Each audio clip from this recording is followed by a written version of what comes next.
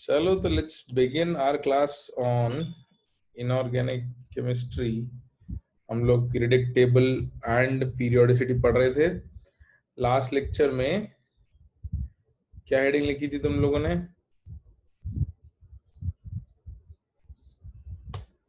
क्या हेडिंग लिखी थी बताओ भाई। एक हेडिंग पे छोड़ा था अपन ने क्लास को, एंड किया था। हाँ, क्लासिफिकेशन ऑफ एलिमेंट्स। इस पे इसके पहले हम लोगों ने नेमिंग ऑफ एलिमेंट्स पढ़ ली थी। z ग्रेटर देन 100 पे कैसे नेमिंग करनी है, और उस पे एक आध क्वेश्चन भी कर लिया था, राइट? बिल्कुल। तो let's continue with classification of elements. आज हमारा क्लासिफिकेशन हो जाएगा तो हम लोग आगे बढ़ पाएंगे पीरियोडिक प्रॉपर्टीज पर, जिसपे थोड़े क्वेश्चंस भी ज्यादा आएंगे। तो क्लासिफिकेशन ऑफ एलिमेंट्स के अंदर लिखना स्टार्ट करो बच्चों। अपन सीधे लिखने से ही स्टार्ट करते हैं। क्लासिफिकेशन ऑफ एलिमेंट्स हेडिंग के अंदर लिखो, on the basis of orbital of differentiating electron, on the basis of orbital of differentiating electron। differentiating electron मतलब लास्ट इलेक्ट्रॉन, ठीक है, आखिरी electron, comma the elements are classified into various blocks. तो अलग अलग ब्लॉक्स में हमने उनको क्लासिफाई कर रखा है, जिनके बारे में हमने पीरियोडिक टेबल में पहले भी पढ़ा था। जिसमें हम सबसे पहले जो डिटेल्स लिखेंगे वो लिखेंगे एस ब्लॉक एलिमेंट्स के बारे में।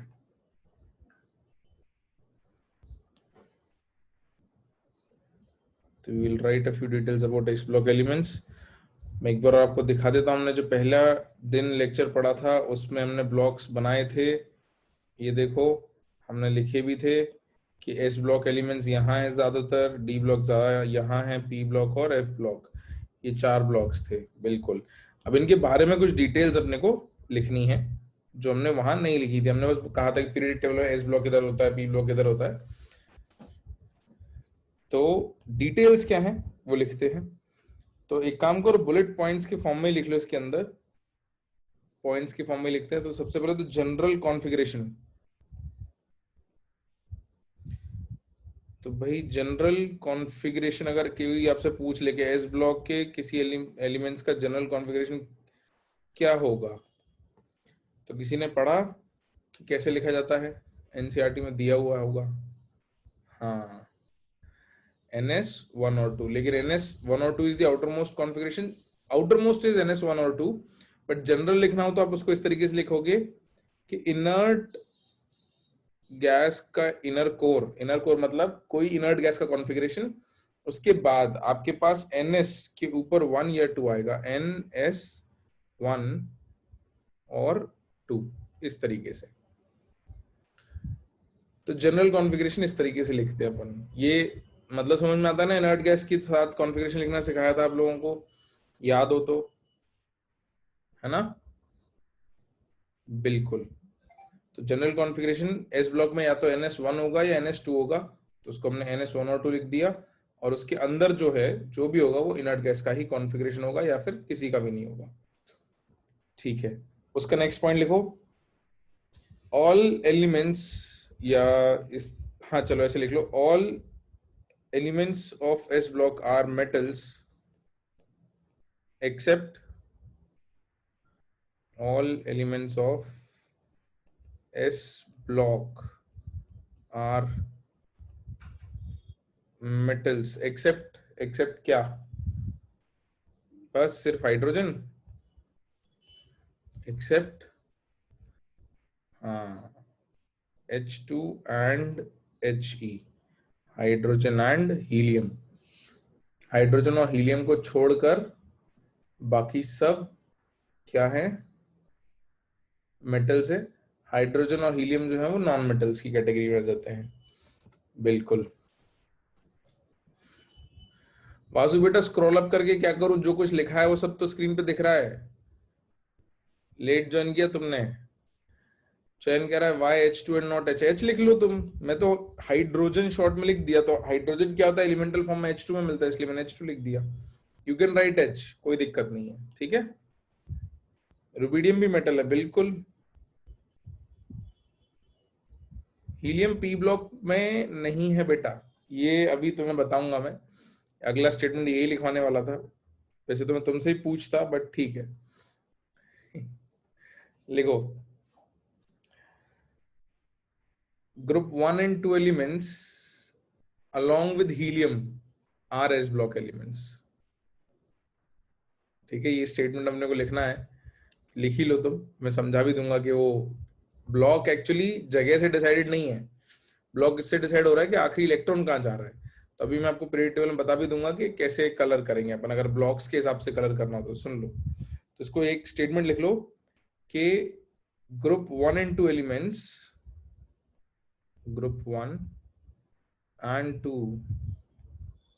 elements along with helium are s block elements।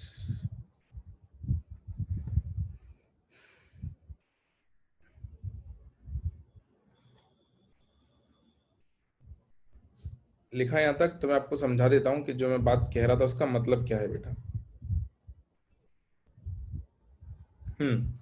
तो देखो मैं बता देता हूं आपको। एक जनरल स्ट्रक्चर अगर बनाया अपन पीरियडिक टेबल का, बेसिक स्ट्रक्चर जो लेआउट था अपने पास,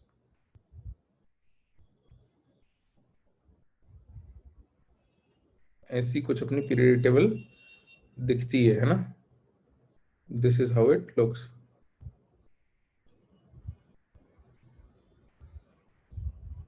तो इसमें बेटा देखो, इसको रेड कलर से दिखाया था ये, तो एस ब्लॉक में हमने मार्क कर दिया था पीरियडिक टेबल में।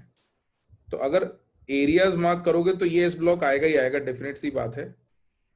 बट ये एक छोटा सा बॉक्स जो और है हीलियम का, ये भी किसका हिस्सा होता है, एस ब्लॉक का। क्यों होता है, क्योंकि हीलियम का आखिरी इलेक्ट्रॉन किस में जाता है बेटा, देखो हीलियम एक अकेला ऐसा नोबल गैस है जिसका जो आखिरी इलेक्ट्रॉन है वो किस में रखा है, एस में, बिल्कुल, है ना।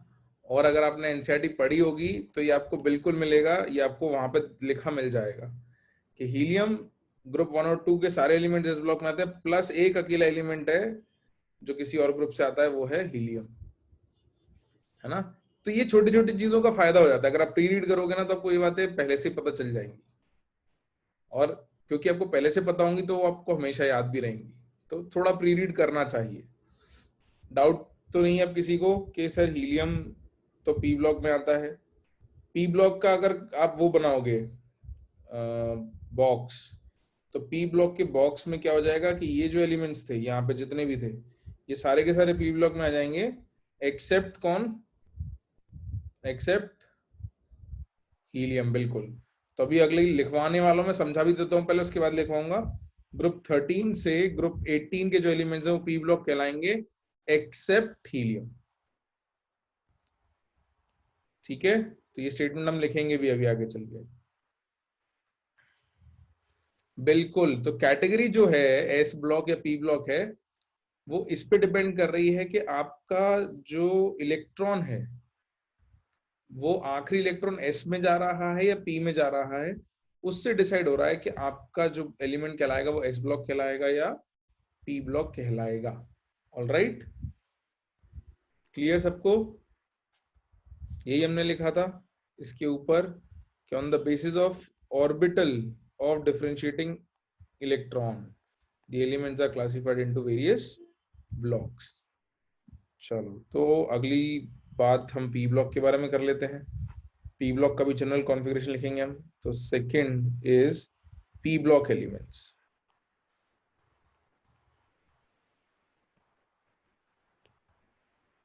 पी ब्लॉक एलिमेंट्स,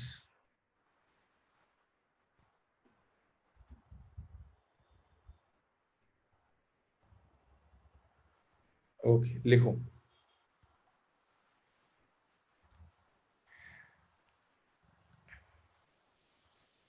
तो इसका जनरल कॉन्फ़िगरेशन क्या आएगा बच्चों, पी ब्लॉक एलिमेंट्स का जनरल कॉन्फ़िगरेशन अगर आप लिखोगे तो, जनरल कॉन्फ़िगरेशन NS12 आएगा क्या? NS तो फिक्स हो जाएगा आई गेस। देखो इनर्ट गैस के बाद NS तो फिक्स हो गया ना बेटा, इनर्ट गैस NS तो 2 फिक्स हो गया। ये बात समझ में आती है? देखो सुन लो, मैं बता दे रहा हूं, इधर देखो ऊपर सामने देखो स्क्रीन पे, ये जो ग्रुप है इसमें NS1 आएगा, इस ग्रुप में NS2 आएगा। तो जब आप पी ब्लॉक पे पहुंचोगे तो 2 तो हमेशा फिल्ड ही रहेगा, है ना? तो NS2 तो हमेशा ही रहने वाला है।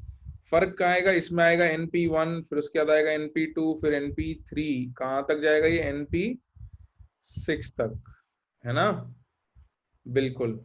तो अपना क्या NS2 फिक्स है तो अपन लिख दिया NS2, और NP फिक्स नहीं है तो उस पर लिखेंगे NP1 to 6, 1 से 6 तक कुछ भी हो सकता है इस तरीके से। जनरल इलेक्ट्रॉनिक कॉन्फ़िगरेशन, फिर ये क्या होंगे, ग्रुप 13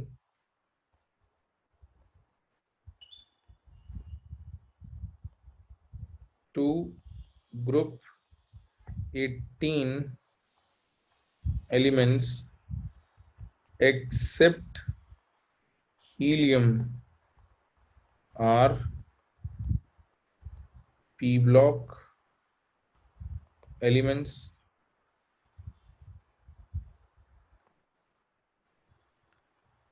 हाँ भाई, तो पी ब्लॉक में सारे एलिमेंट्स मेटल्स होते हैं कि सारे एलिमेंट नॉन मेटल होते हैं? All elements in p block are metals या नॉन मेटल्स या मेटलॉइड?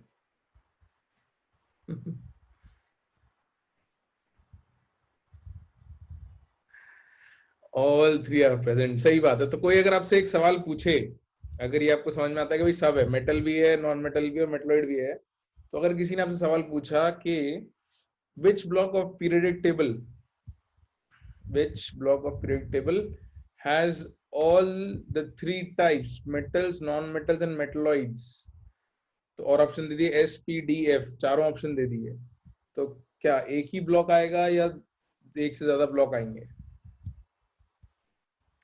एस तो चलो नहीं है, तुम्हें पता है ना, क्योंकि एस में मेटल और नॉन मेटल दोनों आते हैं। तो क्या सिर्फ पी लिखेंगे या डी भी हो सकता है या एफ भी हो सकता है? कुछ लोग कह रहे हैं ओनली पी, कुछ लोग कह रहे हैं पी एंड डी, कुछ लोग कह रहे हैं P N F.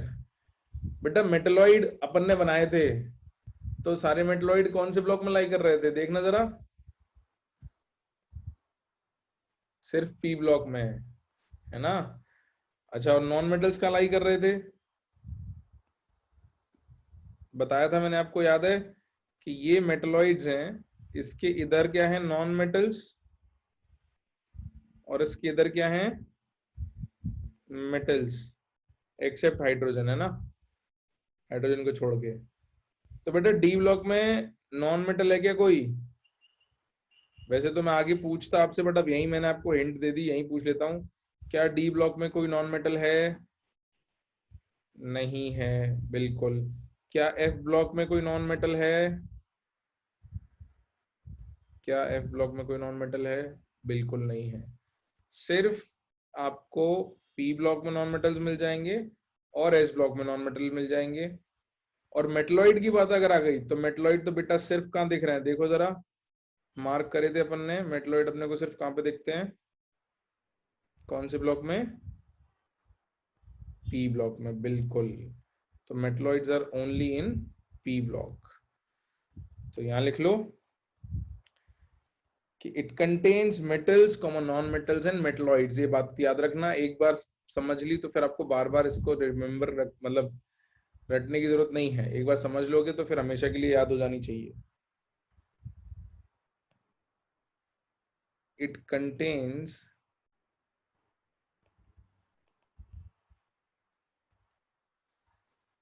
metals comma non-metals and metalloids, full stop। Good responses बच्चों, very good responses.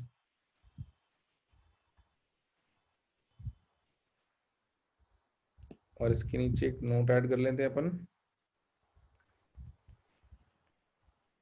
Note, s and p block elements are also called normal or representative elements. प्रथम बेटा, periodic table में metals कौन से हैं, ये तो तुम्हें नहीं पूछना चाहिए इतना समझाने के बाद। पीरियडिक टेबल तुमने बनाई है क्या? फर्स्ट पेज पे देखो जरा पलट के। हाँ हाँ, पी ब्लॉक में ही नहीं पूछना चाहिए तुमको। जरा देखो तुमने बनाई है कि टेबल बताओ मेरे को, बनाई है क्या? अगर बनाई है तो मेटलॉइड्स के पहले पी ब्लॉक में कौन कौन से मेटल्स आ रहे हैं देख लो जरा, देखो। हाँ देखो जरा, फर्स्ट पेज पे जाके देखो मेटलॉइड्स के नीचे कौन कौन से मेटल्स लिखे हैं तुमने पी ब्लॉक में, अपने आप मिल जाएगा आंसर, है ना? तो ये तो बिल्कुल बिल्कुल। चलो एक स्टेटमेंट लिख लेते हैं, फिर इनर्ट गैस क्यों लिखते हैं मैं वो भी बता दूंगा आपको, बिल्कुल, कि कॉन्फ़िगरेशन में इनर्ट गैस क्यों लिख रहे हैं मैं बता दूंगा। नहीं बेटा, n is outermost shell number, तो शेल नंबर बदलता रहेगा, इसलिए उसको n लिख दिया है, कि वो वेरिएबल है, उसको n लिख दिया है। लिखो नोट के अंदर s एंड p, वैसे तो इनको स्मॉल बनाना चाहिए क्योंकि these are small letters, s एंड p block elements are called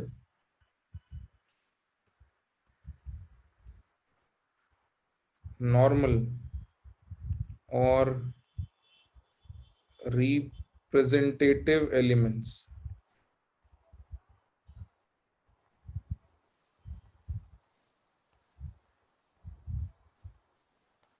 normal or representative elements except noble gases, ठीक है, ब्रैकेट में लिख लेना, एक्सेप्ट नोबल गैसेस। तो नोबल गैसेस को उसमें इंक्लूड नहीं करते हैं। तो नॉर्मल या रिप्रेजेंटेटिव एलिमेंट्स में नोबल गैसेस हटा के जो एस और पी ब्लॉक के एलिमेंट्स हैं उनको कहा जाता है।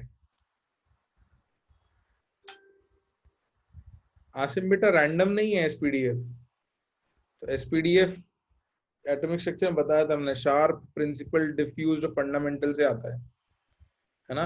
और ये जो डेफिनेशंस है रिप्रेजेंटेटिव वगैरह, ये क्या पुरानी डेफिनेशंस हैं। पुरानी डेफिनेशन मतलब पीरियडिक टेबल के बनने के पहले एलिमेंट्स को अलग अलग ग्रुप्स में क्लासिफाई करते थे, उनको कुछ नाम दे दिए थे। तो ये रिप्रेजेंटेटिव एलिमेंट्स जो होते थे वो एस और पी ब्लॉक के जो एलिमेंट्स थे जो कॉमनली हमको मिल जाते हैं अपने आसपास या कॉमन यूसेज में हमको सबसे ज्यादा मिलते हैं, ये रिप्रेजेंटेटिव एलिमेंट्स कहलाते हैं, नॉर्मल एलिमेंट्स कहलाते हैं। तो पुरानी डेफिनेशंस हैं, बट अब क्योंकि हैं डेफिनेशंस तो हमको पता होनी चाहिए, इसलिए हमने लिख लिया है। तो अगर यहाँ तक सबने लिख लिया हो तो फिर मैं बताऊं कि भाई ये इनर्ट गैस क्यों लिखते हैं। वैसे तो मैंने बताया था बहुत पहले, लेकिन क्या करें, तुम लोग सब भूल जाते हो ना। सब लोग सब नहीं भूलते हैं, बट कुछ लोग भूल जाते हैं क्योंकि रिवाइज नहीं करते, सुनते नहीं है सर की। सर तो कहते हैं बट हम नहीं सुनते हैं। हाँ, तो आयुष बेटा लिक्विड तो मेटल हो सकता है ना, मेटल का बिहेवियर सॉलिड होने से नहीं है ज्यादा। हर्ष कह रहा है सर है ही बेच रहा हूँ। हाँ क्या करें, देखो बेटा बेशरम होने की बात नहीं है। एक सत्य है कि बेटा जितनी तुम बातें मान लोगे ना इस उम्र में, उतना तुम्हारे जीवन का भला हो जाएगा। मतलब मैंने ये नोटिस किया कि मेरी जिंदगी में भला सिर्फ उन्हीं बातों से हुआ है जो मैंने मान ली अपने टीचर्स की, बाकी जो मैंने नहीं मानी उनसे नुकसान ही हुआ है। और आज जो रैंडम लोगों की बातें मान लेते हैं उससे तो नुकसान ही नुकसान होता है। खैर वापस आते हैं, बिल्कुल बिल्कुल कुछ लोग रिप्लाई कर रहे हैं, बहुत ही बढ़िया, गुड शशांक बेटा। से कहा था मैंने कि टू शॉर्टन दी कॉन्फ़िगरेशन, बिल्कुल बिल्कुल। तो ज्यादातर बच्चों को याद है, मैं फिर भी एक बार बता दे रहा हूँ। देखो मैंने आपको बताया था कि जैसे लिथियम का कॉन्फ़िगरेशन लिखें तो 1s2 2s1 लिख सकते हैं। इसको हम इस तरीके से भी लिख सकते हैं कि दिस इज हीलियम 2s1, या सोडियम का लिखें तो इसको 1s2 2s2 2p6 3s1 लिख सकते हैं, तो ये हो जाता है नियॉन 3s1। तो ये लिखने का तरीका है, बिल्कुल कॉन्फ़िगरेशन को शॉर्ट फॉर्म में लिखने का तरीका था। तो जनरल कॉन्फ़िगरेशन क्या हो गया, देखो ग्रुप 1 का पूछा जाएगा तो ns1 कहलाएगा, क्योंकि 2s1 3s1 4s1 इस टाइप से चलता है। तो ग्रुप 1 का जनरल कॉन्फ़िगरेशन ns1 है, और उसके पहले जो है वो इनर्ट गैस आएगी। अब हाइड्रोजन में नहीं आती तो यहाँ नहीं आएगी, कोई खाली भी छोड़ सकते हैं। हाँ बिल्कुल, एनसीईआरटी में चार्ट दिया है, गुड बेटा ओम, गुड। ठीक है, याद आ गया सबको, ये बात मैंने पहले भी बताई थी। अब समझ में आ गया इनर्ट गैस क्यों लिख रहे हैं। Good good good. तो दिक्कत तो नहीं है ना तुम्हें, मैं ऐसे इनडायरेक्टली थोड़ा बहुत डांटता रहता हूँ तो। मैं चाहता हूँ कि तुम्हें थोड़ी डांट मत डांट पड़ती रहे टाइम टू टाइम, काम आती है बहुत। चलो चलो चलो, वेरी गुड। अच्छे बच्चे यार, बहुत बढ़िया यार, मजा आता है। लिखो third point. Good good good. तो हमने एस ब्लॉक और पी ब्लॉक लिख लिया फटाफट से। आ जाओ आ जाओ आ जाओ आ जाओ आ जाओ आ जाओ आ जाओ। सही है, बढ़िया। तो ऐसे थोड़ी प्यार से डांट लगती रहेगी तुम लोगों की, क्योंकि ये जरूरी है, मैं मानता हूँ। इस एज में थोड़ी डांट की जरूरत होती है, मुझे भी बहुत डांट की जरूरत थी, मैंने भी बहुत डांट खाई है। तो खानी चाहिए, बहुत भला होता है ना, मेरे भी टीचर्स की डांट से मेरा भी बहुत भला हुआ। आ जाओ, let's move on to third, d block elements. D block elements, तो इनका जनरल कॉन्फ़िगरेशन थोड़ा सा अपने को मेहनत करके लिखना पड़ेगा, क्योंकि यहाँ पे क्या होता है, देखो, जनरल कॉन्फ़िगरेशन कॉलन। अब देखो इसमें क्या है कि इनर्ट गैस तो हो जाती है ना, इनर्ट गैस अपनी बन जाती है। अब कभी आपको लिखना भी पड़े तो कैसे लिखेंगे, देखो, इनर्ट गैस के बाद आपके पास NS1 आता है, फिर NS2 आता है, एस ब्लॉक आ जाता है, उसके बाद डी ब्लॉक शुरू होता है। तो नॉर्मली तो अपन लिखते कि NS2 और फिर N-1 D1 to 10, ये लिखते। डी में 1 से 10 इलेक्ट्रॉन बढ़ते हैं। लेकिन ये लिखने के बाद अपने को ये याद आता है कि यार सर आपने दो जगह बताया था कि क्रोमियम जो था उस पर आपने स्टार लगवाया था कॉन्फ़िगरेशन पे, और कॉपर पे स्टार लगवाया था। और बाकी डी ब्लॉक आगे जब तुम पूरा चैप्टर आएगा एक उसको पढ़ोगे तो वहां पे अपन और भी कॉन्फ़िगरेशन देखेंगे। ये तो 3D सीरीज थी, इसके नीचे 4D जब बढ़ता है तो उसमें और भी एक्सेप्शन आते हैं। तो उनमें क्या हो जाता है कि NS1 हो जाता है, याद है क्रोमियम में NS1 था और कॉपर में भी NS1 था।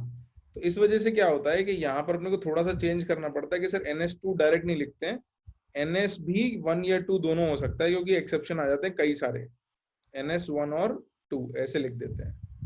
तो NS1 और 2, N-1 D1 to 10। अच्छा, NS और N-1D क्यों किया, ये भी समझ में आता है ना सबको, कि 4s भरने के बाद 3D भरा जाता है, तो N अगर 4 है तो N-1 3 हो जाएगा, राइट। बिल्कुल। अब पूरी पीरियडिक टेबल में सिर्फ एकमात्र एक ऐसा एलिमेंट है जो इस जनरल कॉन्फ़िगरेशन को फॉलो नहीं करता, डी ब्लॉक का, वो अपने को स्टार मार्क करके लिखना है। कभी पूछा जाए सवाल तो पूछा जा सकता है, वो है आपका पेलिडियम। इसका कॉन्फ़िगरेशन में एस में 0 हो जाते हैं, तो दिस इज 4D10 और 5s0। तो ये एकमात्र ऐसा एलिमेंट है जिसमें S0 पहुंच जाता है, तो इसलिए अपन इसको स्टार मार्क करके अलग से लिख देते हैं कि भाई ये जनरल कॉन्फ़िगरेशन फॉलो नहीं कर रहा है, अलग से हमने इसको लिख लिया है। बिल्कुल बिल्कुल अक्षत बेटा, एफ के लिए N-2 पहुंचेगा, बिल्कुल पहुंचेगा, अपन करेंगे अगले ब्लॉक में लिखेंगे। फिर इसके ग्रुप नंबर क्या डालें भाई, ग्रुप नंबर कहां से कहां आते हैं डी ब्लॉक के लिए, ग्रुप नंबर 3 to कहां तक, 3 से 12, वेरी गुड। तो group number 3 to 12 R D block, या इसको ग्रुप नंबर 3 to 12 कंटेन कर दो, एक काम करो, क्योंकि होगा क्या, ग्रुप 3 में एफ ब्लॉक एलिमेंट भी आएंगे। तो group number 3 to 12 contain D block elements, इस तरीके से लिख लो। फिर अपन एफ ब्लॉक के बारे में भी कुछ बात कर लेते हैं। चलो मैं तुमको एक स्टेटमेंट और लिखवा दूं क्या, इसी में लिख लेते हैं, चलो लिख लो, नोट की जगह इसी में लिखवा देता हूं कि ग्रुप 12 को छोड़ के बाकी ग्रुप 3 to 11 के जो एलिमेंट्स हैं उनको ट्रांजिशन एलिमेंट्स भी कहते हैं। तो ऐसे लिख लेना, all d block elements except group 12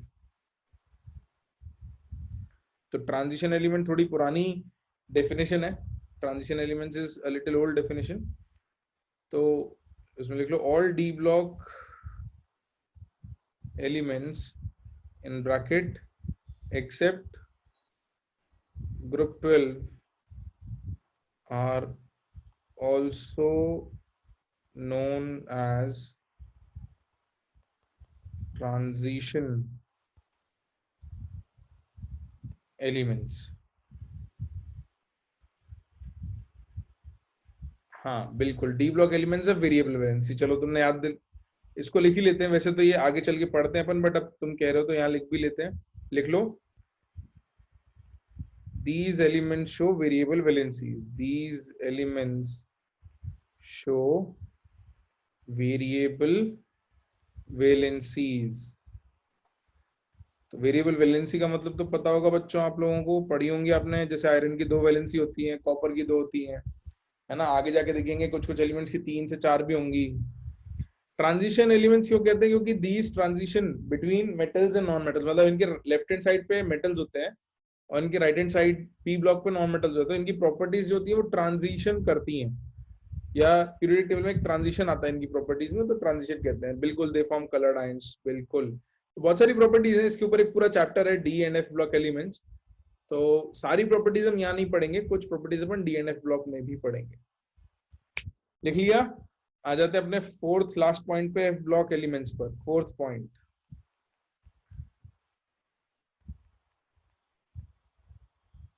F block elements.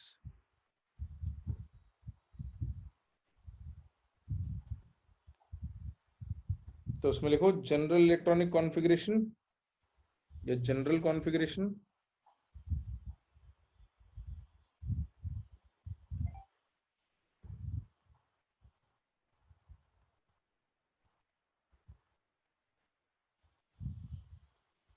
Inert gas, उसके बाद NS2 N-1D 0 या 1 और N-2 F 1 से 14।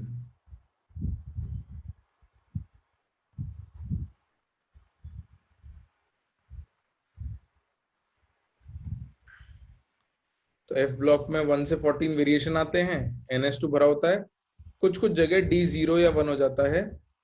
नहीं बेटा, D 1 to 10 नहीं आएगा, नहीं नहीं नहीं नहीं नहीं, भूल गए तुम। अच्छा एक काम करो, लिखो, मैं बता देता हूँ कि D 0 1 क्यों आ रहा है। लिखो लिखो, मैं बताता हूँ।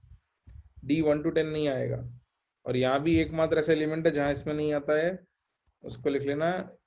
ये जो जनरल कॉन्फ़िगरेशन नहीं फॉलो करता है, एकमात्र एलिमेंट है, एक्सेप्ट थोरियम, ये इसको फॉलो नहीं करेगा, है ना। D 1 to 10 क्यों नहीं आएगा बताता हूँ, एक बार लिख लो, मैं समझा देता हूँ कि D 1 to 10 क्यों नहीं आएगा। लिख लिया?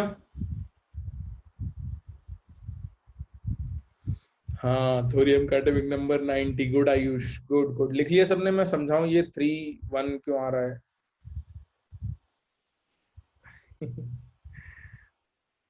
चलो तो पहले समझा देता हूँ, फिर लिखवा दूंगा। ग्रुप 3 में आएंगे सारे एलिमेंट्स। देखो, तो अपन ने पढ़ा था बेटा, ये सीजियम आएगा 6s1, बेरियम आएगा 6s2, फिर लैंथ 6s2 के बाद भरना चाहिए था, अपन ने जब कॉन्फ़िगरेशन पढ़ा था तो 6s2 के बाद भरना चाहिए था 4f1 आइडियली। आप लोगों को याद है एटॉमिक स्ट्रक्चर में सिखाया था आपको कॉन्फ़िगरेशन भरना? तो अपन ने जब ऐसे एरोज बनाए थे, याद है? 1s, फिर 2s, फिर 2p, 3s वाले, बिल्कुल मेमोरी में आप बनाया था, बिल्कुल। तो उसमें अपना 6s2 के बाद 4f आता है, बट क्या होता है कि 4f और फिर आता है 5d। तो 6s2 भरने के बाद 4f में डायरेक्ट इलेक्ट्रॉन नहीं जाता, पहला इलेक्ट्रॉन आ जाता है 5d में, 5d1 आ जाता है।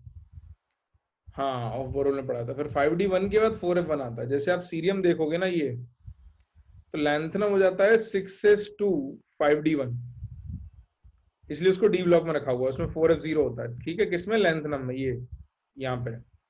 और लैंथ्रम के बाद जब आते हैं सीरियम पे तो यहां से भरना शुरू होता है F1, F2, F3। तो इनमें क्या डी में एक रखा रहता है, तो D1 एक पड़ा रहता है, इसलिए उसको D0 या 1 करना पड़ता है, क्योंकि कुछ जगह D0 आता है, कुछ जगह D1 आता है, कुछ कुछ एलिमेंट्स में। तो ये एक छोटी सी दिक्कत है कि लैंथ्रम बीच में आने की वजह से D1 आ जाता है और कुछ जगह D1 रहता है, इसलिए हमने D0 या 1 लिखा है। ठीक है,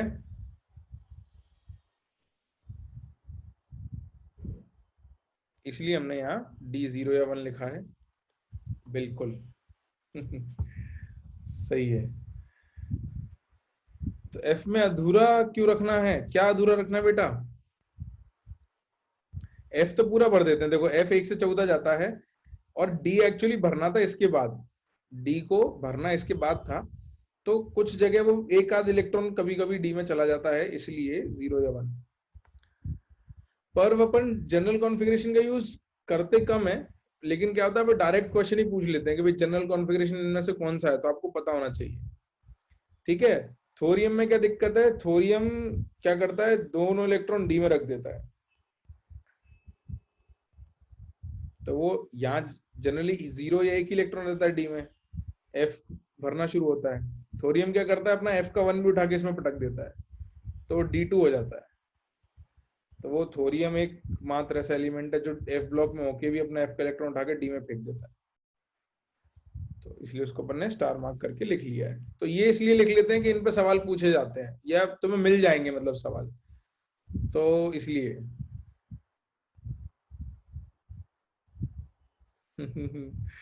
हाँ ओम बेटा, डी ब्लॉक में एफ को अधूरा नहीं रखा है, ऐसा नहीं किया डी ब्लॉक में एफ को अधूरा रखा है, एफ पूरा रखा है। वो डी ब्लॉक के बीच में आता है कि D1 फिर D2 आने के बीच में पूरा एफ ब्लॉक आ जाता है, D1 से D2 पहुंचने के बीच में एफ ब्लॉक पूरा आ जाता है। तो इसीलिए एक्सेप्शंस के रीजन हैं, लेकिन एक्सेप्शन के रीजन एनर्जी से आते हैं बेटा। अब होता क्या है कि एनर्जीज अपन कैलकुलेट नहीं करते हैं, मल्टी इलेक्ट्रॉन सिस्टम की एनर्जी लोगों ने एक्सपेरिमेंटली कैलकुलेट कर दी है और उन एक्सपेरिमेंट से ये कॉन्फ़िगरेशन बता दिए कि भाई एक्सपेरिमेंटली एनर्जी निकालने के बाद ये सबसे स्टेबल कॉन्फ़िगरेशन है।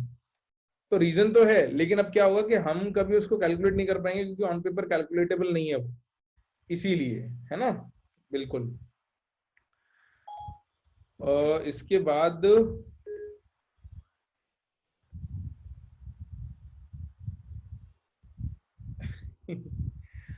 हाँ मतलब थोरियम को कह सकते हैं डी ब्लॉक, लेकिन वो एक अकेले को उठा के अलग से रखना पड़ेगा, इसलिए रखते नहीं है। इसमें एक स्टेटमेंट और लिख लो जिस पे सवाल पूछा जा सकता है, जो जनरली लोगों को नहीं पता होता है, कि all f block elements belong to group 3।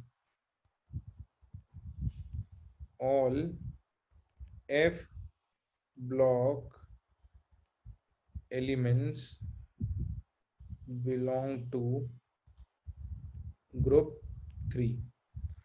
सारे एफ ब्लॉक एलिमेंट ग्रुप 3 के अंदर ही आते हैं। विजिक्षु क्या नहीं समझ में आया बेटा तेरे को? तो डी में एक तो अपन ने एक्स्ट्रा भर दिया, डी में तो भरना ही नहीं था बेटा,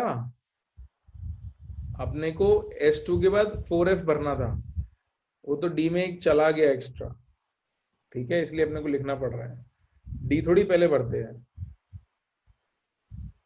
सीक्वेंस याद कर जरा, एटॉमिक के पन्ने पलट के देखना, तो तुझे मिलेगा कि 6S के बाद 4F आता है, ना कि 5D। ठीक है, तो वो सीक्वेंस के हिसाब से डी नहीं F आएगा पहले। कैसे चला गया अभी बेटा, इतनी मैंने कहानी बताई, तुम कह रहे हो कैसे चला गया। अब ये लोगों ने बेचारों ने मेहनत की है, एक्सपेरिमेंटली पता करा है, तो वो चला गया। अब और भी बहुत सारी कहानी है, लेकिन अब वो पूरी कहानी सुनाने जाऊंगा तो एक लेक्चर खर्च हो जाएगा। तो अब इतनी टाइम नहीं है ना, अपन जेई के लिए प्रिपेयर कर रहे हैं, जो चीजें आगे पढ़ेंगे, कॉलेज वॉलेज में जाओगे तुम थोड़ी मेहनत करोगे तो तुम्हें पता चल जाएगा कि भाई कैसे पता करते हैं कि कॉन्फ़िगरेशन में एक्सेप्शन आ रहा है, क्यों आ रहा है, ये सब पता करते हैं लोग, ऐसी बात नहीं है। ऐसा मन से लोगों ने नहीं लिखा है, अपने मन से नहीं लिखा है। हाँ, तो ब्लॉक ग्रुप जो आएगा एफ ब्लॉक का हमेशा ग्रुप 3 आएगा, पीरियड 6 और 7 रहेगा, सही बात है। ठीक है, तो सवाल हैं, उनके जवाब भी होते हैं, बट सारे जवाब अपन इस लेवल पे डिस्कस नहीं कर सकते, टाइम लिमिटेशन होती है हमारी, है ना, बहुत कुछ पढ़ना है। आप लोग कॉलेज पहुंचोगे तो आपको और भी चीजें मिलेंगी, बहुत मोटी मोटी बुक्स लिखी हैं लोगों ने इसके बारे में। चलो, तो एफ ब्लॉक में कितने एलिमेंट आते हैं भाई? अब ये मैं लिखवा नहीं रहा हूँ बट ये पूछ रहा हूँ डायरेक्टली, कितने एलिमेंट आते हैं एफ ब्लॉक में?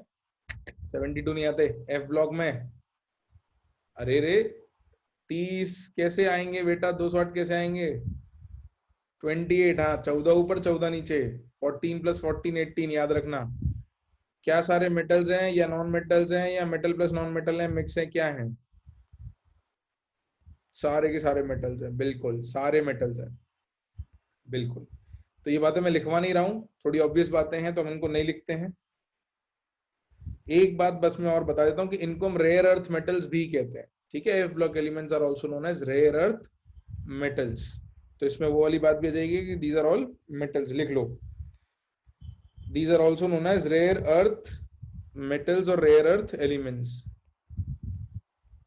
These are also known as rare earth metals or rare earth elements. और एक पॉइंट और लास्ट, के elements heavier than uranium,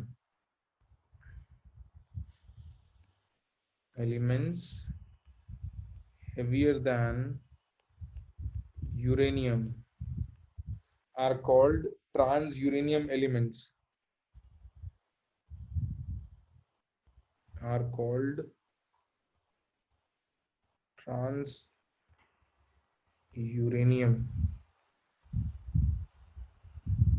elements, full stop. All transuranium elements are radioactive. All transuranium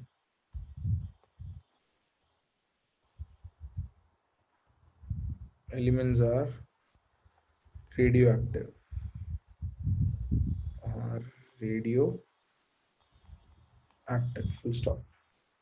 हाँ inner transition भी कहते हैं, सही बात है, तो वो भी लिख लो। चलो एक नाम और लिख ही लेते हैं, ये मैंने पहले लिखवा बताया था क्या, इनर ट्रांजिशन एक बार बताया था शायद, मेरे को ऐसा याद आ रहा है। तो चलो यहीं लिख लेते हैं उसको भी, सही बात है। Let's write it here also, they are also known as inner transition elements. Radioactive मतलब बताता हूं, तो स्टेटमेंट लिख लो, these elements are also known as inner transition elements। सही है, खूब, गुड, अच्छा हुआ यहाँ याद दिला दिया, यहीं लिखिए अपन ने एक साथ, नहीं तो बाद में कभी लिखते। Good good good, very good. Uranium heaviest नहीं है बेटा, यूरेनियम जो है वो रेडियोएक्टिव होता है। रेडियोएक्टिव मतलब जो टूटते हैं, रेडिएशंस रिलीज करते हैं, उनको रेडियोएक्टिव एलिमेंट्स कहते हैं। These disintegrate, break down. तो ये यूरेनियम के बाद जितने भी एलिमेंट्स आएंगे वो सारे के सारे रेडियोएक्टिव है। These are all radioactive. इनके न्यूक्लियस अनस्टेबल होते हैं, न्यूक्लियस टूट जाते हैं। बाकी एलिमेंट्स में नॉर्मली न्यूक्लियस नहीं टूटते। जैसे ऐसा नहीं होगा कि आयरन रखे रखे टूट के किसी और एलिमेंट में कन्वर्ट हो गया, तो आयरन विल रिमेन आयरन। उसमें एटॉमिक नंबर उसका 26 है तो 26 ही रहेगा, 26 प्रोटॉन ही रहेंगे। इनर मींस बेटा ट्रांजिशन के बीच में, तो इनर ट्रांजिशन मतलब बिटवीन ट्रांजिशन, और ट्रांस मतलब उसके बाद वाला, post uranium elements.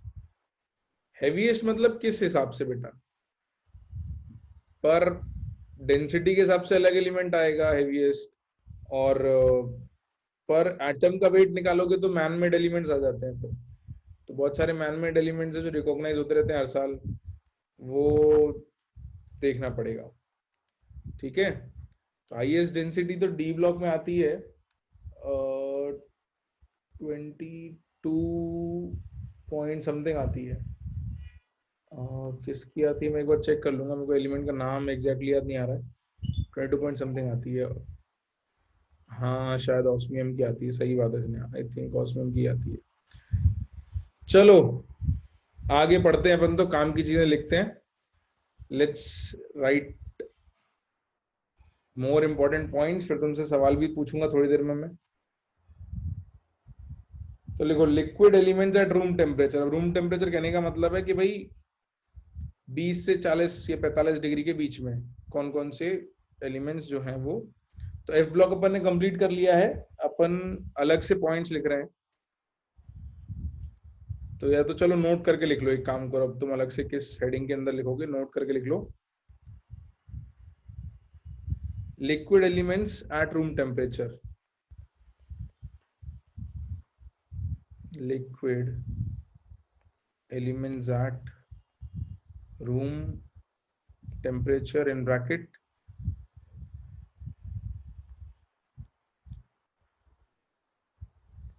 up to या up to approximately 45 degrees.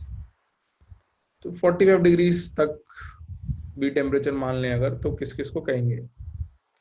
Piyush बेटा विच आर इनर ट्रांजिशन, अभी तो लिखा पूरे ब्लॉक को ही तो कह रहे हैं इनर ट्रांजिशन एलिमेंट्स। हाँ, तो एस ब्लॉक में लिक्विड कौन कौन से होते हैं, सीजियम और फ्रांशियम। ठीक है, सीजियम और फ्रांशियम जो होते हैं ये एस ब्लॉक में होते हैं, जो रूम टेम्परेचर पे लिक्विड मिल जाएंगे आपको। फिर पी ब्लॉक में कौन होगा, कोई बताएगा मेरे को, पी ब्लॉक में रूम टेम्परेचर पे कौन कौन लिक्विड होता है। पी ब्लॉक बेटा, पी ब्लॉक, मरकरी तो डी ब्लॉक में आ गया, सिर्फ पी ब्लॉक में कौन आएगा, ब्रोमीन। ठीक है, ब्रोमीन और गैलियम, बिल्कुल। तो गैलियम और ब्रोमीन जो हैं these are in p block. D block में कौन कौन है, मरकरी, और एक मैं आपको बताता हूँ, मरकरी के नीचे जिंक, कैडमियम, मरकरी, और मरकरी के नीचे आता है UUB, 112th element, ununbium. These are in d block. ये लिक्विड होते हैं रूम टेम्परेचर पे। फिर gaseous elements at room temperature.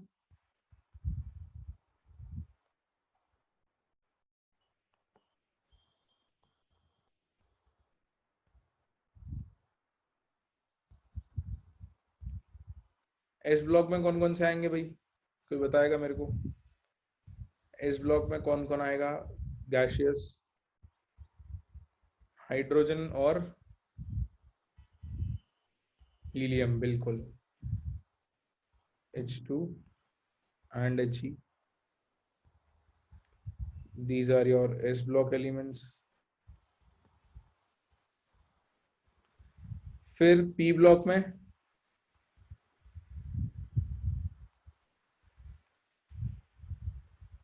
P block में ज्यादातर है, ऑलमोस्ट ऑल, नहीं नहीं ऑलमोस्ट ऑल नहीं है बेटा। चलो यश कह रहा इनर्ट गैसेस, ठीक है। दक्षत ने कहा noble gases, chlorine, oxygen, fluorine, excluding helium, सही बात है।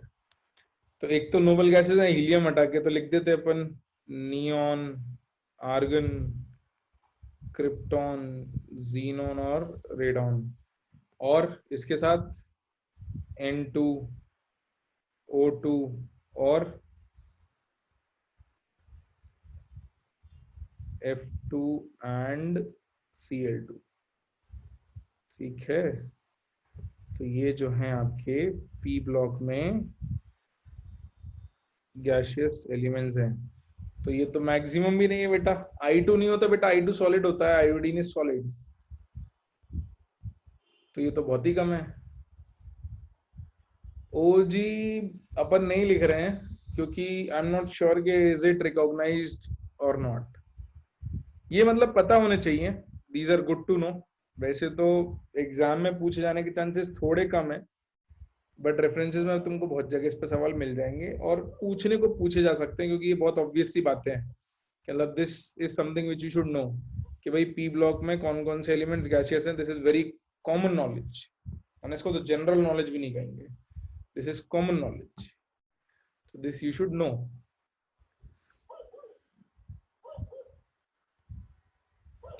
All right, ठीक है भाई। अब एक लास्ट चीज before we move on to periodicity, which is known as prediction of period, groups and blocks. कि भाई कोई एलिमेंट अगर दे दिया तो उसका पीरियड, ग्रुप और ब्लॉक कैसे प्रेडिक्ट करेंगे। आगे चल के आपको जैसे पीरियड टेबल याद हो जाएगी, उसमें आपको प्रेडिक्शन में इन रूल्स की जरूरत भी कम पड़ेगी, इससे और आसानी से हो जाएगा, बट फिर भी हम लोग देख लेते हैं। तो लिखो prediction of period comma group and block, अगली heading prediction of period comma group and block.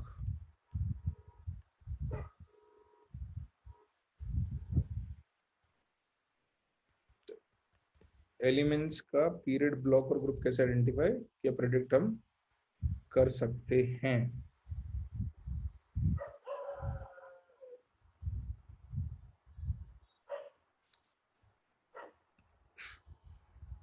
कैसे कैसे डाउट आते हैं ना। विजिक्षु कह रहा है कि पीयूष कह रहा है कि कॉमन और जनरल में क्या फर्क है। अरे बेटा, जनरल नॉलेज तो तुम लोग पढ़ते हो, इसलिए मैंने कहा कि जनरल नॉलेज टर्म यूज नहीं किया। कॉमन नॉलेज मतलब जो जनरली सबको पता होती है। भाई सबको पता है कि हाइड्रोजन गैस होती है, नाइट्रोजन गैस होती है, ऑक्सीजन गैस होती है रूम टेम्परेचर पे। आम आदमी को भी पता है कि भाई एयर के अंदर ऑक्सीजन है, नाइट्रोजन है ना।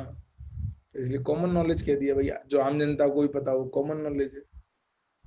जनरल नॉलेज आप पढ़ते हो। विजिक्षु कह रहा है सर आईओसी और पीसी साथ क्यों पढ़ते हैं, एक के बाद एक क्यों नहीं?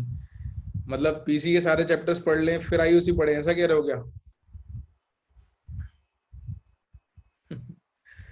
मुझे कोई दिक्कत नहीं थी, तुम्ही ने कहा कि सर इनऑर्गेनिक पढ़नी है तो मैं पढ़ा रहा हूँ। वैसे देखो, पॉइंट इज क्यों इनऑर्गेनिक पहले पढ़ते हैं। पीरियडिक और बॉन्डिंग, ये दो ऐसे चैप्टर है जो एक्चुअली पढ़ते इनऑर्गेनिक में, but our basics of chemistry.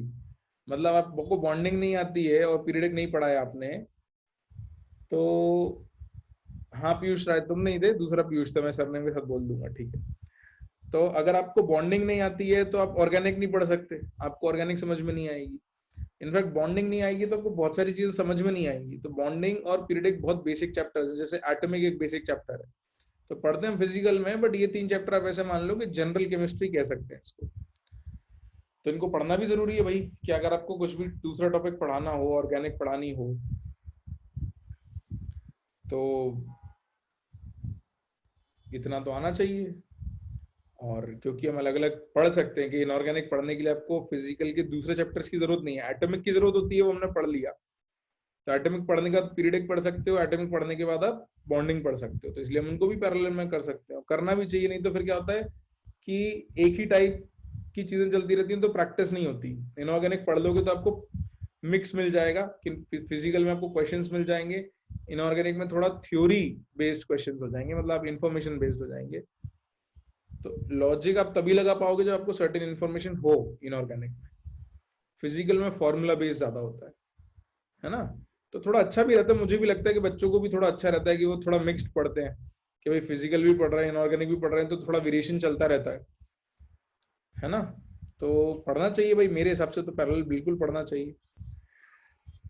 तो पढ़ते हैं अपन, है ना, इधर उधर की बातें कम सोचते हैं, टारगेट पे फोकस रखो जिंदगी में, बाकी बातें तो किसी काम नहीं आएंगी।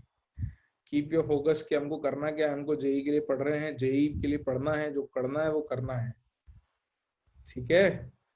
आ जाओ, ये एटीट्यूड होना बहुत जरूरी है बेटा। अगर हम इफ्स एंड बट्स में पहुंच जाते हैं ना चीजों के, तो जीवन में कुछ अचीव नहीं कर पाते, क्योंकि फिर हम डिबेट में पड़ जाते हैं। और जो लोग फोकस्ड होते हैं कि उनको पता है कि भाई काम करना है और ये काम करके ही ऐसा होता है, तो वो होता है, वो काम करना ही है। कि अगर आईआईटी जाने के लिए जेई देना जरूरी है तो है, दैट इज द रियलिटी। अब इस पर डिबेट करी जा सकती है कि जेई क्यों नहीं, क्यों, वो सारी, लेकिन उन बातों को कोई मतलब नहीं, है ना। चलो आ जाओ, इसीलिए मैं कहता हूं कि अपने को फोकस्ड होकर थोड़ा सा काम करना बहुत जरूरी है। बिल्कुल न्यूमेरिकल प्रथम बेटा होंगे इनऑर्गेनिक में, बट कम होंगे। इनऑर्गेनिक में न्यूमेरिकल्स कैलकुलेटिव नहीं होंगे, बेस्ड ऑन सम इंफॉर्मेशन आपसे पूछे जा सकते हैं। आ जाओ, हम प्रोडिक्शन पढ़ रहे थे, वो पढ़ना है, लिखो। पीरियड ऑफ एलिमेंट क्या हो जाता है आपको, ये मैंने शुरुआत में पहला लेक्चर जब लिया था तभी बताया था कि period of an element is always equal to, किसके बराबर बताया था, याद है? आयुष गुड बेटा, हाईएस्ट शेल नंबर, बिल्कुल। तो हम कहेंगे principal quantum number of valence shell, हम इसको लिख देंगे principal quantum number of valence shell. जो भी हाईएस्ट शेल नंबर होगा वही उसका पीरियड नंबर होगा। ये हमारे लिए बहुत ही आसान काम है, हमने सीखा था। याद है नहीं है भाई? याद होना चाहिए। Asim greatest value of n, बिल्कुल सही बात है। गुड गुड, आ जाओ। तो पीरियड तो आसानी से मिल जाएगा, ब्लॉक निकालना भी सिखा दिया, ठीक है। तो पीरियड जो है वो इस तरीके से आ गया। ब्लॉक कैसे आइडेंटिफाई होगा अभी सीखा अपन ने, कि block of the element is equal to type of सब शेल।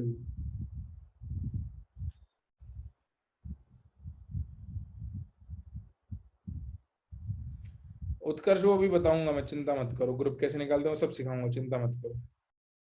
अभी अपन करते हैं इसको, अभी पहले ब्लॉक कर ले, फिर ब्लॉक आइडेंटिफाई करने के बाद ग्रुप्स आइडेंटिफाई करेंगे, क्योंकि ग्रुप्स के लिए जो रूल्स होंगे वो ब्लॉक्स के हिसाब से लिखेंगे अपन। तो type of subshell which receives last electron,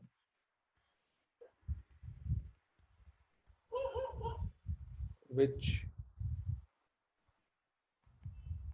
receives last electron, आखिरी इलेक्ट्रॉन जो है वो जिस सबशेल में जाएगा वो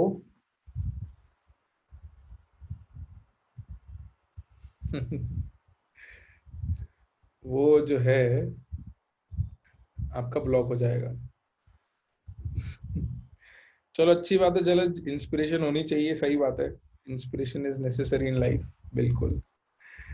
अब लास्ट चीज कि भाई अगर ग्रुप नंबर बताना हो तो उसके लिए हमने क्या किया, अगर ब्लॉक आइडेंटिफाई कर लिया कि भाई एस ब्लॉक एलिमेंट है, तो ग्रुप नंबर क्या लिखेंगे हम?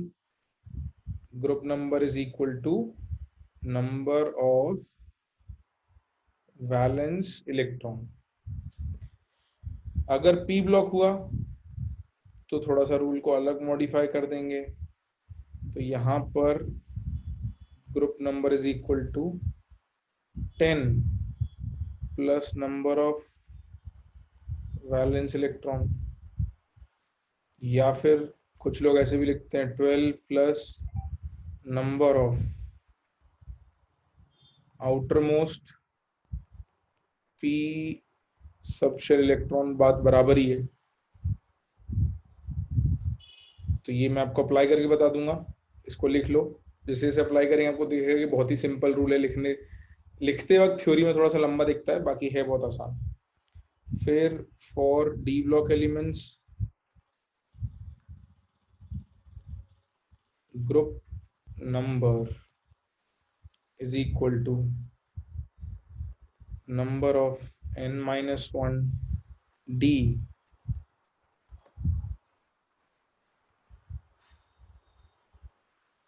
electrons plus number of electrons in valence shell। और लास्ट एफ ब्लॉक के लिए तो बहुत ही आसान काम है भाई। एफ ब्लॉक के सारे एलिमेंट्स कौन से ग्रुप में थे? कौन से ग्रुप में थे? Group number 3। तो अगर एफ ब्लॉक एलिमेंट आ गया तो ग्रुप नंबर डायरेक्टली क्या लिख देंगे अपन? क्या लिख देंगे? 3, बिल्कुल। तो इसमें तो कुछ करने की जरूरत है ही नहीं, ये लिख लो। मैं एग्जाम्पल से समझाना शुरू करता हूँ, जैसे आप एग्जाम्पल्स देखोगे आपको ये सारी बातें जो हैं बहुत ऑब्वियस सी लगने लगेंगी कि हाँ सर ये तो मतलब खुद ही समझ सकते हैं हम। तो एक बार लिख लेते हैं फटाफट से, एग्जाम्पल से ही समझना शुरू करते हैं। तो लिख लिया भाई सबने यहाँ तक?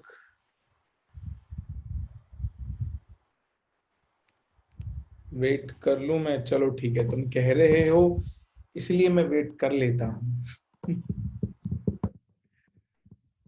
हम कह रहा है कि सर वेट करो, आदित्य भी कह रहा है सर प्लीज वेट। ठीक है बेटा, कर रहा हूँ वेट कर रहा हूँ।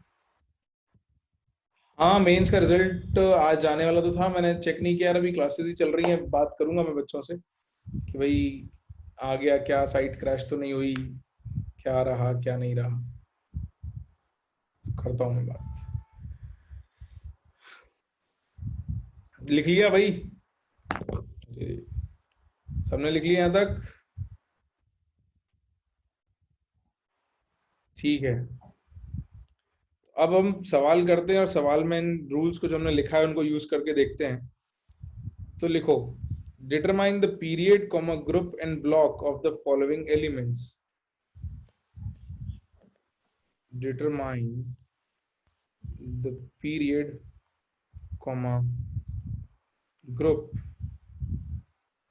and block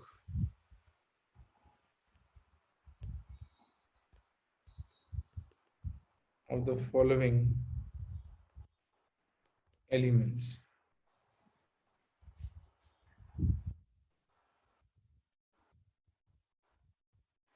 नहीं बेटा आयुष, एटॉमिक नंबर से एटॉमिक मास आप कभी भी हमेशा नहीं बता पाओगे, क्योंकि there is no general relation.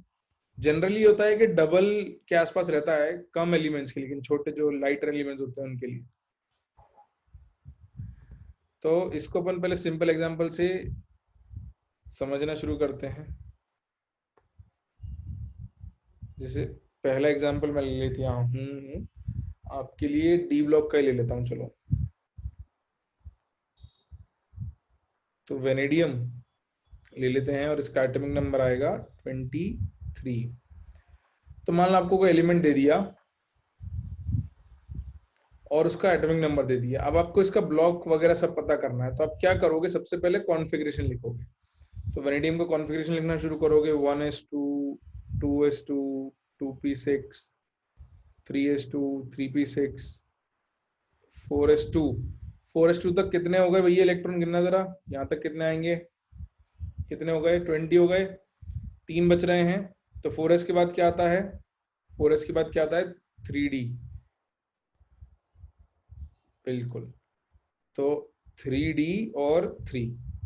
अब यहां से अपने को जवाब देना शुरू करना है। तो कैसे करेंगे, देखो ये तो बहुत सिंपल दिया है, इसको हो सकता है आपको पहले से समझ में आ जाए, लेकिन एग्जाम्पल के लिए ले रहे हैं तो हम प्रॉपर प्रोसेस से ही करेंगे। तो भाई पीरियड नंबर आपको बोला था आउटर मोस्ट शेल नंबर, तो भाई इसमें सबसे बड़ा शेल कौन सा है, 4 है ना। तो यहां से आउटर मोस्ट शेल जो है वो 4 आ गया, ठीक। और इसमें नंबर ऑफ इलेक्ट्रॉन कितने हैं वैलेंस शेल में। अच्छा ब्लॉक की बात कर लेते हैं पहले। तो आखिरी इलेक्ट्रॉन किसमें भरा था भाई, डी में भरा था अपन ने। तो ब्लॉक कौन सा हो गया, डी ब्लॉक हो गया यहां से। तो दो चीजें आ गई, तो अपन लिख लेते हैं इसको, है ना। पहली बात, पीरियड नंबर ये आ गया 4, और ग्रुप जो है वो आ गया अपना, ग्रुप बोल रहा हूँ, ब्लॉक जो है वो आ गया D block. Block is D block. अब इसके बाद रह गई ग्रुप नंबर की बात। ग्रुप नंबर में आपने देखा कि भाई डी ब्लॉक में लिखा था कि n-1 डी के इलेक्ट्रॉन और वैलेंस शेल के इलेक्ट्रॉन। तो भाई वैलेंस शेल में कितने इलेक्ट्रॉन है, ये आउटर मोस्ट शेल 4 है, इसमें कितने इलेक्ट्रॉन है बेटा, 2। तो 2 आएगा, प्लस ये तो हो गया आपका n, तो n-1 जो है वो 3 हो गया। तो 3d में कितने इलेक्ट्रॉन है बेटा, n-1 डी में कितने इलेक्ट्रॉन है, 3। तो 3, तो कितना आ गया ग्रुप नंबर, कितना आ गया, 5। बिल्कुल, दिस इज ग्रुप नंबर 5। ठीक है, इसको लिख लो जल्दी से, फिर मैं और एक दो एग्जांपल्स कराता हूं, बाकी मैं आपको होमवर्क दूंगा। इसकी वैलेंसी 2 होगी या 5, बेटा डी ब्लॉक में वेरिएबल वैलेंसी आती है, वेनेडियम जनरली +3 शो करता है। बिल्कुल होगा क्या कि पीरियड टेबल जब याद हो जाएगी ना तो उसमें और बहुत फायदे हो जाएंगे आपको। उसमें क्या हो जाएंगे कि एटॉमिक नंबर देख के आपको याद ही हो जाता है कि भाई ये एटॉमिक नंबर किस एटॉमिक नंबर के आसपास है, तो डायरेक्टली बता देते हैं।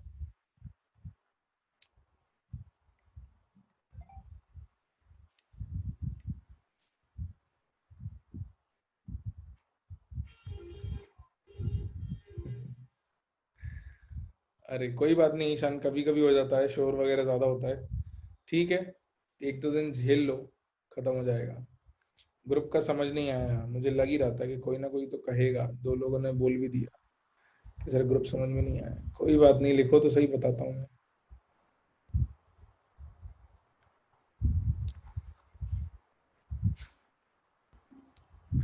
लिखा? क्योंकि मैं स्क्रॉल करूंगा तो फिर मत बोलना कि सर स्क्रॉल कर दिया। तो वैसे तो मैं और भी एग्जांपल लेता एक्सप्लेन करने के लिए, बट ठीक है अब यही समझ लेते हैं। देखो, ब्लॉक आइडेंटिफाई हो गया, डी ब्लॉक है, और आपने कॉन्फ़िगरेशन लिखा हुआ है। तो आपको कुछ नहीं करना है, डी ब्लॉक में आपने क्या लिखा है कि आउटर मोस्ट शेल के इलेक्ट्रॉन गिन लो। आउटर मोस्ट शेल 4 है, इसमें कितने इलेक्ट्रॉन रखे हैं? 2 है ना, ये 2 इलेक्ट्रॉन रखे हैं। प्लस ये देखो, पहले एक तो ये लिखा था number of electrons in valence shell, तो ये आपने 2 देख लिया। Plus number of electrons in n-1 d, तो 4s में अगर 2 इलेक्ट्रॉन हैं तो उसके बगल में 3d है, उसमें कितने इलेक्ट्रॉन है? 3। इसको जोड़ दो, 2 + 3, बस। हर बार आपको यही करना है। मतलब अगर आपको दिक्कत आती है तो चलो मैं आपको ऐसे ही बता देता हूँ, देखो।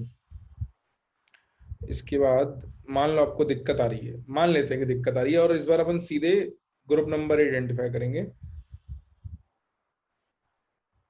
तो कोबाल्ट की बात कर लेते हैं। कोबाल्ट इज 27, इसका configuration 1s2 2s2 2p6 3s2 3p6 4s2 और 3d7 आएगा बेटा। ठीक है, 4s2 तक 20 हो जाते हैं और ये 3d7 7 हो गए। अब अपन सिर्फ ग्रुप की बात करेंगे। ये डी ब्लॉक है, यहां से दिख रहा है, इसका आउटर मोस्ट शेल 4 है, ये दिख रहा है। तो डी ब्लॉक में आपने रूल पढ़ा है सिंपल सा, क्या कि आउटर मोस्ट शेल के इलेक्ट्रॉन्स, आउटर मोस्ट शेल के इलेक्ट्रॉन्स और उस शेल से नीचे वाले शेल के डी के इलेक्ट्रॉन्स। तो 4 के, एस के 2 और डी के 7, कितना आएगा ग्रुप नंबर? 9। बस, और कुछ नहीं करना है। डी ब्लॉक आएगा तो इस तरीके से आप क्या दोगे, ग्रुप नंबर 9। ब्लॉक भी लिखी दो, अब इतना कर रहे हो तो ब्लॉक क्या लिख दें भाई? आखिरी इलेक्ट्रॉन डी में गया तो ब्लॉक क्या लिख दें? डी। और पीरियड नंबर कोई बताएगा मेरे को? आउटर मोस्ट शेल 4 है तो पीरियड नंबर 4, बस। ठीक है, इसको लिख लो। मैं अगला एग्जांपल डी का नहीं लेना चाहता था, बट जस्ट टू एक्सप्लेन मैंने ले लिया है। एक और एलिमेंट की बात करते हैं अपन, फिर अपन कुछ होमवर्क करेंगे, मतलब मैं तुम्हें होमवर्क दे दूंगा। हाँ, अगर आपको पीरियड टेबल ऐसे याद हो गई तो इसका काम नहीं रहेगा, ये बात सही है। तो ठीक है, ये काम कब आता है? जब थोड़े हैवी एलिमेंट्स दे देते हैं, या कोई एलिमेंट दे दिया इसका नाम नहीं बोला, एटॉमिक नंबर ही दे दिया कि एटॉमिक नंबर ये है तो कहाँ होगा, तो इसलिए अपन ने पढ़ लिया है। बाकी इसलिए मैंने कहा था कि आपको जैसे टेबल याद हो जाएगी तो इसकी जरूरत कम पड़ेगी। 30 तक तो पहले से ही याद है, सही बात है। इसलिए मैंने एग्जाम्पल भी पहले 30 तक वाले ही लिए हैं कि आपको आसानी से समझ में आ जाए। फिर आप थोड़ा 30 के आगे के ले लेंगे। लिख लिया क्या भाई सबने? और सबने मतलब सबने, फिर बाद में कोई नहीं बोले कि सर थोड़ा सा ऊपर जाना है।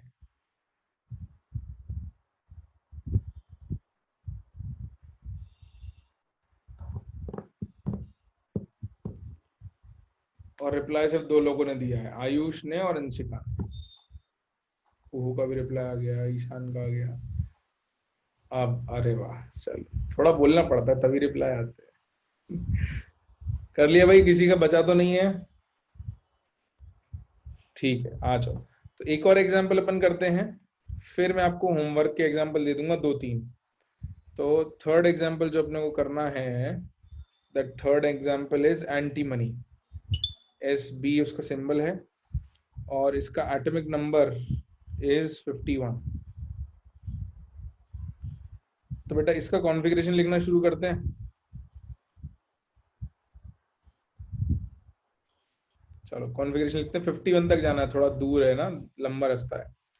तो 1s2 2s2 2p6 3s2 3p6 4s2, यहाँ तक तो 20 हो गए। फिर 3d10 30 हो गए। फिर 3d10 के बाद क्या करना है, 4p6।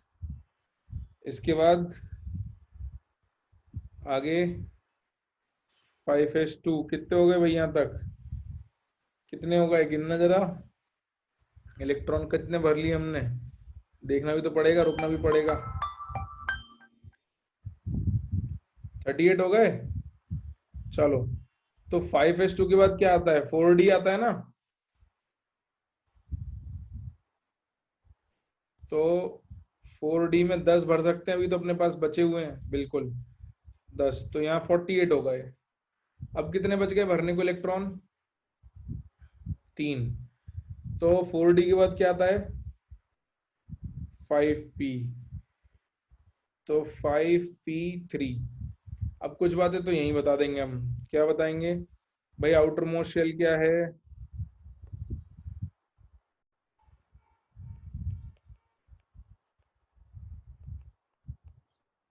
आउटर मोस्ट शेल जो है वो क्या है, 5, बिल्कुल। तो ये पीरियड नंबर हो गया, राइट, बिल्कुल। अच्छा ब्लॉक आइडेंटिफाई करना है, तो ब्लॉक क्या आ गया, पी ब्लॉक आ गया। अब इसका ग्रुप नंबर है, तो ग्रुप नंबर के दो तरीके बताए थे मैंने। क्या बोले थे, 10 प्लस वैलेंस शेल इलेक्ट्रॉन्स या फिर 12 plus outer most P electrons, यही बोला था, यही बोला था ना। तो आउटर मोस्ट शेल में कितने इलेक्ट्रॉन है भाई, देखना जरा, आउटर मोस्ट शेल 5 है, कितने इलेक्ट्रॉन है, आउटर मोस्ट शेल बेटा, shell outermost shell is 5, कितने इलेक्ट्रॉन है उसमें, 5। अरे 5 है बेटा, देखो 5s और 5p ये मिलके है ना आउटर मोस्ट शेल, तो 5 इलेक्ट्रॉन है। तो 10 प्लस 5, या तो ऐसे कर लो, 10 प्लस 5 15, या आपको ये नहीं याद रखना है तो आप ये कर सकते हो कि आउटर मोस्ट पी प्लस 12, क्योंकि एस में दो तो हमेशा ही रहेंगे, पी ब्लॉक एलिमेंट है तो दो एस में हमेशा ही रहने वाले हैं आउटर मोस्ट शेल में। तो उसको इस तरीके से करके दे देते हैं कि भाई दो भी बार बार गिनने की जगह उसको 10 में जोड़ दिया, तो 12 प्लस 3 भी कर दोगे तो भी 15 आएगा। दोनों में से कोई भी तरीका इस्तेमाल करो, या तो आउटर मोस्ट शेल के एस और पी दोनों गिनो आप, या सिर्फ आउटर मोस्ट के पी गिन लो, उसमें 10 12 ऐड कर दो, ठीक है। 12 प्लस आउटर मोस्ट का पी, या फिर 10 प्लस आउटर मोस्ट का एस और पी दोनों, आएगा आंसर हमेशा 15 ही दोनों से। सबको क्लियर है ये बात, किसी को दिक्कत तो नहीं है इसमें, इतनी बात पे किसी को दिक्कत होनी भी नहीं चाहिए, है ना, बिल्कुल, गुड, वेरी गुड। तो मैं बस आपको 3 एलिमेंट्स और दे रहा हूं जिसको आपको टेबुलर फॉर्म में फिल करना रहेगा। ये आपका होमवर्क होगा बच्चों, this will be your homework, गृह वर्क है ये आपका, गृह कार्य है, इसको आप अपने घर पे पूर्ण करें। अगली कक्षा के पूर्व इस कार्य को पूर्ण करने की कोशिश करें। इतनी हिंदी तो आती नहीं है। हाँ भाई, मॉलिब्डेनम एटॉमिक नंबर 42, इसका आपको क्या करना है, ब्लॉक पीरियड, और ग्रुप के लिए जगह नहीं बची, इनको खिसका देते हैं थोड़ा सा, ब्लॉक पीरियड और ग्रुप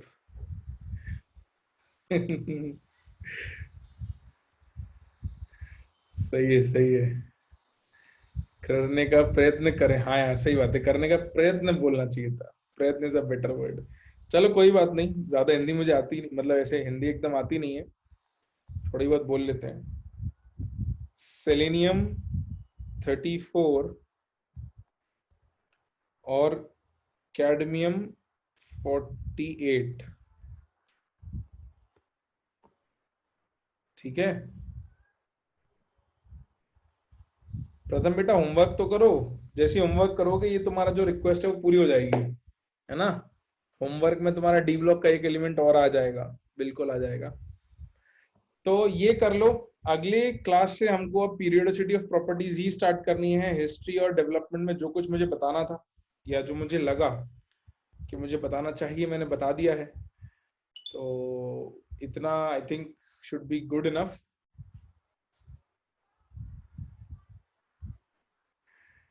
क्या बात है, दिव्यम ने पूर्ण हिंदी में रिप्लाई किया कि मैं आपको आश्वासन देता हूं कि यह काम अवश्य पूरा करूंगा। चलो बढ़िया है। अरे मुझे क्या पता हिंदी दिवस आने वाला है कि नहीं, वो तो मैं ऐसी just for a change, just to get you guys back to the class कि भाई इधर उधर तो नहीं को भटक रहे हैं कहीं अपन, है ना। सामने क्लास में होते हैं तो डांट पड़ जाती है, फटकार पड़ जाती है, खड़ा कर दिया जाता है कि बेटा खड़े हो जाओ, कहाँ देख रहे हो। अब घर पे इधर उधर नहीं हो तुम तो इसलिए थोड़ा इधर ध्यान इधर आ जाए,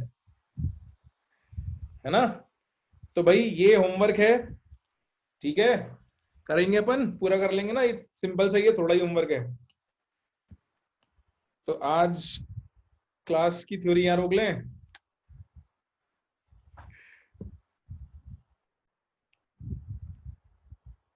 ठीक है, तो आज की थ्योरी यहाँ रोक लेते हैं।